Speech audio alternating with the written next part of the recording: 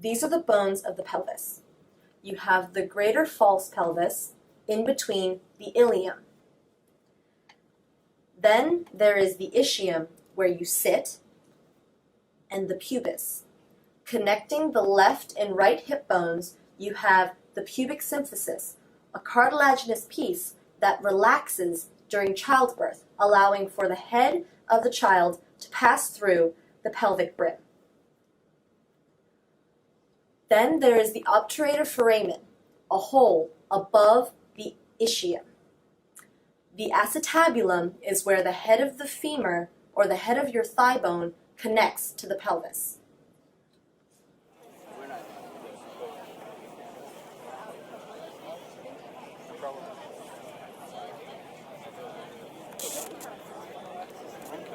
So you're from Philadelphia?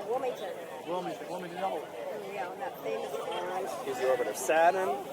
Apparently, since my death, there has been discovered 4 moons around Jupiter.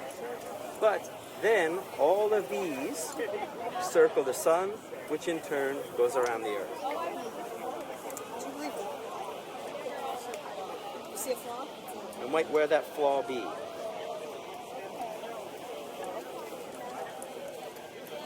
Makes sense. You see, and if you are to use my system to predict the dates and times and the motions of the heavens, it has at least the same uncanny accuracy as the Polish astronomer Copernicus. You want to see the sun? Take a look. Renee? Take a look, Renee. Beautiful. Oh, that is beautiful. Are you a person who knows Renee's name? It's a username.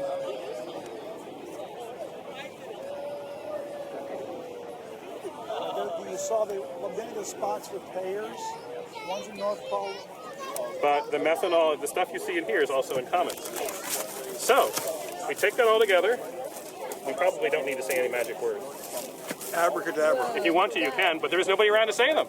Well, I don't think there was anybody. Oh, there we go with the mess again.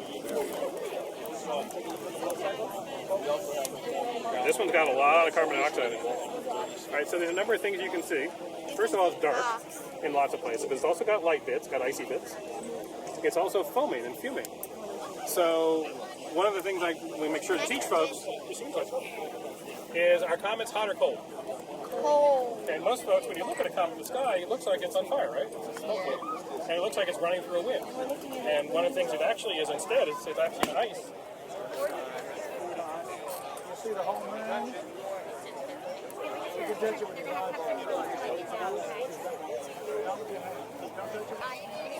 And now you can probably see it. It's out of the cloud.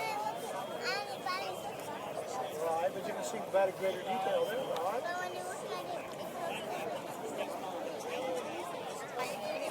And now you can.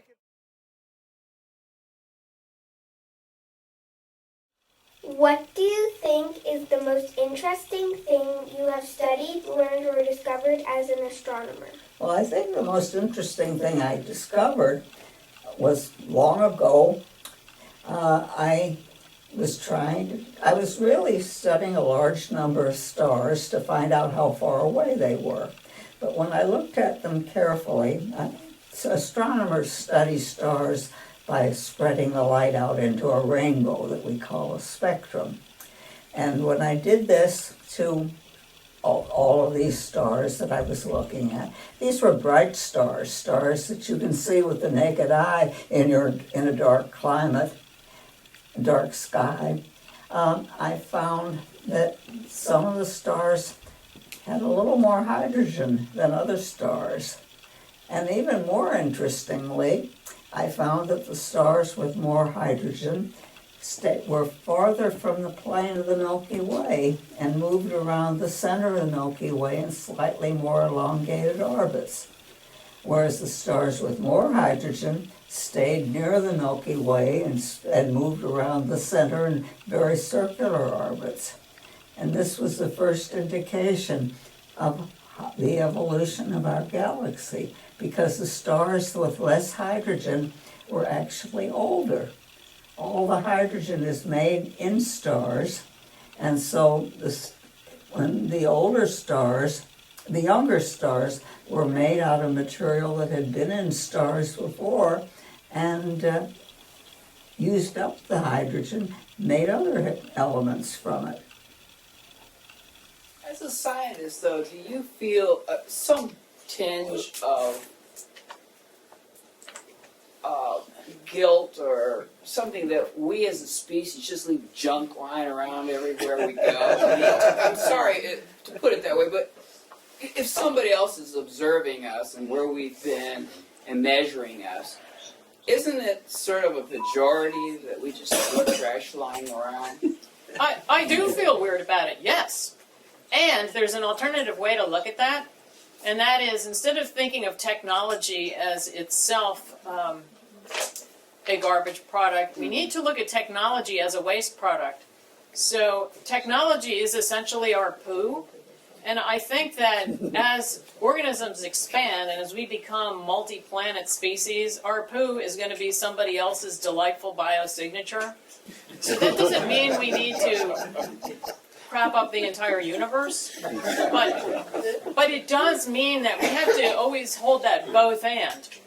If we forward contaminate the entire solar system, we'll never learn anything except about ourselves. And yet, we are part of the experiment because all successful organisms explore into new habitat or they die.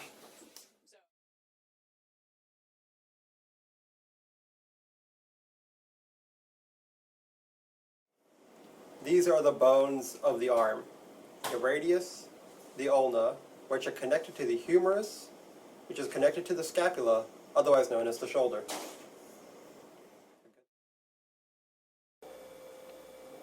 This is the ulna, the radius, the humerus.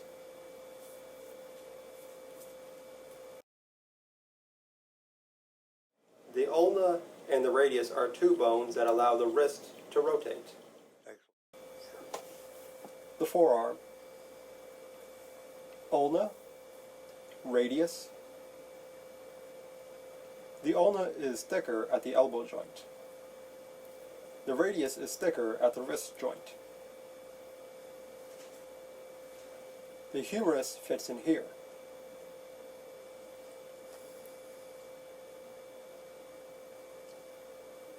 The ulna and the radius are designed to let your wrist rotate. Does the moon have a magnetic field? The moon does not have a magnetic field today. It seems as though it had an early core dynamo, but it doesn't have any magnetic field. There are areas of the crust that are magnetized, and they're actually pretty strong magnetic anomalies, and we're still arguing about how those got to be that way. And they do, I wish I had a picture to show you. They have these amazing features at these magnetic anomalies, like these crazy bright swirly albedo patterns called swirls because that's what they look like. And there are these really weird loops and shapes that seem to, like, there's like an omega one. They seem that they might be following kind of magnetic field lines. And so the magnetic field is like affecting how the surface weathers there. It kind of shields it like a little mini magnetosphere and keeps the surface fresh underneath it. Yeah. Please explain your 1949 paper, The Ursa Major Group, in the Astrophysical Journal that's based on your doctoral dissertation work, particularly the moving cluster method and how you found what was really going on. Well, I didn't discover the moving cluster method, but it is a way of finding out how far away stars are. We assume that all the stars in a cluster were born more or less at the same time in pretty much the same general space. So if you find stars that are scattered all over the sky and get their velocities and trace their velocities back, in other words, just reverse direction, they should all end up in the same place at the same time. And so what you do, is to get the velocities of the stars. Well, you can find the velocity of the stars toward and away from you very easily. but finding the velocity of the stars in the other two directions is a little harder. But what you can do is you can see their motion on the sky, and the amount of that motion is a function, of course, of their velocity, but it's also a function of their distance. So if you calculate the velocity that is necessary to get the star back to the center of the cluster at the right time, you know how far away the star is. And what did you find out about the Ursa Major group that people thought was just one cluster or one group of stars? Well, I don't think I found anything new about the group. What I did find out was how bright many of the members that were scattered all over the sky were. And this helped us to figure out and essentially calibrate how bright stars that look similar to them would be, how absolutely bright, how bright they would be if we put them at a standard distance.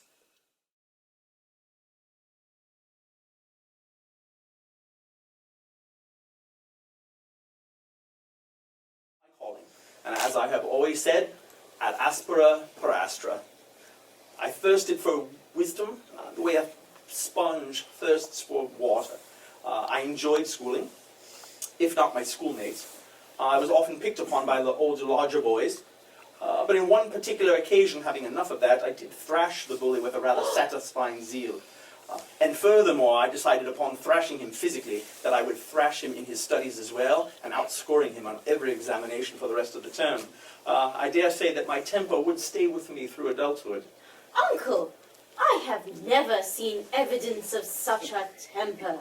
I have seen in you nothing but felicity, kindness, and avuncular ardour. Alas, Catherine, you have never assailed my primacy of invention, besmirched my work as a natural philosopher like some who I have turned against, like that German and his minion with his insisting that he has invented fluxions on his own, or that wretched hunchback Robert Hooke. Indeed, Uncle, indeed. But what of the felicity I mentioned? Did you not claim the necessity of making a point without making an enemy? True. You certainly have some more fond recollections of your past. I apologize for the angry digression, but how shall you? I did, however, find more happy days once upon my matriculation in Cambridge. There I would spend the majority of my life. It was a welcome relief from the path that my mother had predicted for me, the life of a gentleman farmer. That would have been most unfulfilling. I do remember when I was a boy and I had the chores that one boy has when he lives upon a farm, tending to the hogs and the like. My family was fined on several occasions because the hogs having broken down the fences and going to eat the vegetables in other gardens while I was busying myself reading books on Euclid. But luckily, reason prevailed, and everyone realized that I was rather wasting my time on the farm. Rather. Yeah, indeed. And I was allowed to move to university. But there, I was only, even though my family was one of means, I was enrolled merely as what was known as a sizer. I believe a word freshman, but lower than that still. One who would actually work for the other students doing menial chores. But this was a small price to pay, because I was fully absorbed in the scholarly pursuits there, and that was where my mind began to flourish.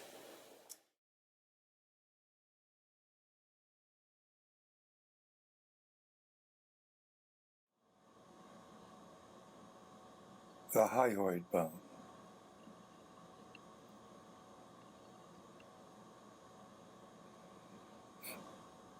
The hyoid bone is a very interesting bone. It's not connected to any of the other bones.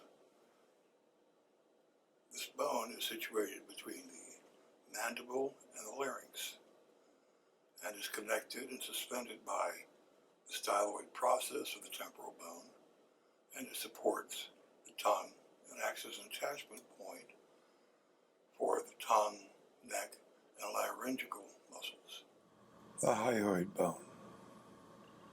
The body, the greater cornu, the lesser cornu.